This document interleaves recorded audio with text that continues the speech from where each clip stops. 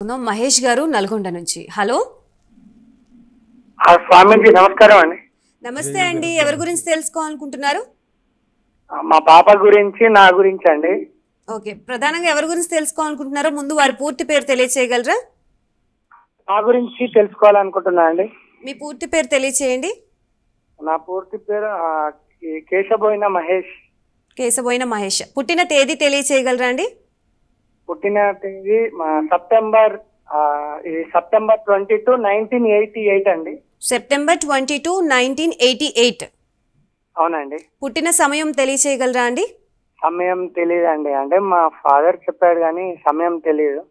1 నుంచి 9 సంఖ్యల్లో ఒక సంఖ్యను ఎంచుకోండి. 8 అండి. మరొక సంఖ్యను ఎంచుకోండి. 6 అండి.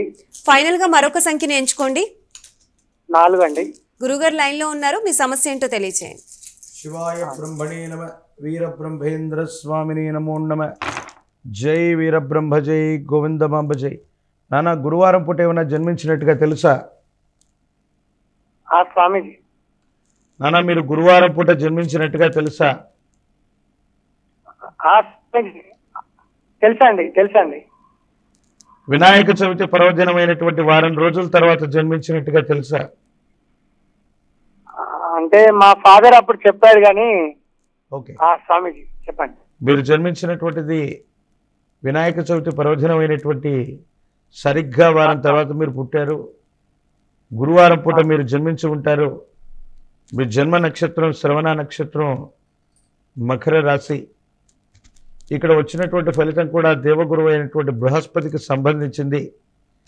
జీవితానికి సంబంధించినటువంటి స్థిరత్వం, వైవాహిక జీవితం, ఆర్థిక, కుటుంబ, వ్యక్తిగతమైనటువంటి జీవితానికి సంబంధించి మీ భవిష్యత్తు కోసం ఏదో తెలుసుకోవాలన్న ఆలోచనతో మీరు ఫోన్ చేశారు, అవునా? హలో మహేష్ గారు. మేడం, మీరు డైరెక్ట్ గా కాల్ లో మాట్లాడగలరా టీవీ చూడకుండా? సరే మేడం, సరే. మా పాపది కూడా తెలుసుకోవాలనుకుంటున్నా మేడం. అదేనా మొట్టమొదటి మీద అయిపోతే పాప గురించి నేను చెప్పే ప్రయత్నం చేస్తాను. సరే స్వామీజీ చెప్పండి. ఈ 3 అంశాల్లో దేని గురించి మీరు ప్రధానంగా తెలుసుకోవాలనుకుంటున్నారు? స్వామీజీ, నేను ఏదైనా వర్క్ చేస్తే అది రివర్స్ అవుతుందండి. అంటే ఎంత సంపాదించినా ఇంట్లో అమౌంట్ నిలవట్లేదు. ప్లస్ ఇంకోటి, నాకు మా భార్యకి లొల్లి, ఇలా గొడవలు అవుతున్నాయి. అవే విషయాలు నేను చెప్తున్నాను, మీరు వినే ప్రయత్నం చేయండి. జాతకుడి యొక్క జీవన గమనంలో ఆర్థికపరమైనటువంటి స్థితిగతులు, వైవాహిక జీవితం, కుటుంబపరమైనటువంటి అంశాలకు సంబంధించినవి. అన్యోన్యకరమైనటువంటి దాంపత్య జీవితం ఉండాలని అందరం కోరుకుంటూ ఉంటాం. కానీ దైనందిన జీవితంలో ఎందుకో తెలియదు, అర్థాన్ని అపార్థం చేసుకోవటమో, లేదా భార్యాభర్తలు ఇద్దరు కూడా మనుషులు దగ్గరగా ఉన్న మనసులు కలవకపోవటం, ఈ విధమైనటువంటి స్థితిగతి వల్ల జాతకుడు తీవ్రమైనటువంటి నిరాశ నిస్పృహల్లో జీవితం గడుస్తుంది. ప్రత్యేకించి ఆర్థికపరమైనటువంటి అంశాల్లో కూడా ధనం వస్తుంది, కానీ అన్యాయకరమైనటువంటి పరిస్థితుల్లో ఖర్చు అయిపోవడానికి గల కారణాలు కూడా అర్థం కావు. ఈ విధమైనటువంటి స్థితిగతి గల కారణం ఏంటో తెలియక, ఏమవుతుందో అర్థం కాక సంఘర్షణతో కూడిన జీవన విధానంలో జాతకుడున్నాడు. దీనికి ప్రధానమైనటువంటి కారణం వ్యక్తిగతమైనటువంటి జీవితంలో ఏలినాటి శని ఒకవైపుగా ఉండడం, తీవ్రమైనటువంటి నరఘోష, నరదిష్టి, నరపీడలు మరో రకంగా ఉండడం. ఈ 2 కారణాల వల్ల తీవ్రమైనటువంటి నిరాశ నిస్పృహలే కాదు, అనుకున్నటువంటి పనులు పూర్తవ్వకపోవటం, ఇంత బయట మానసిక సంఘర్షణ, కుటుంబంలో భార్యాభర్తల మధ్య కూడా అన్యోన్యత లేకపోగా, ఈయన ఏ ప్రయత్నం చేస్తున్నా సహకారం ఉండదు. ప్రతి నిత్యం కూడా ఏదో తెలియని మానసిక సంఘర్షణ.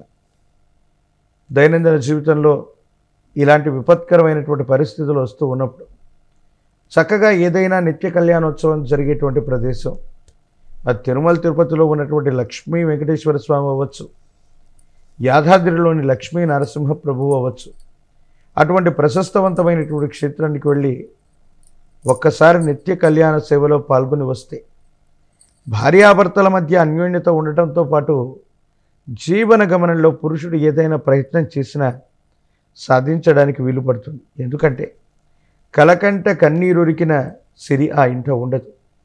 ఏ ఇంట్లోనైతే ఇల్లాలు బాధపడుతుంటుందో, అకారణంగా కంటినీరు కారుస్తూ ఉంటుందో, తన మనసులో వేదనాభరితమైనటువంటి ఆలోచనలు ఉంటాయో, అంటే మనం ఏమి అనకపోయినప్పటికీ కూడా వాళ్ళు బాధపడుతూ ఉంటారు.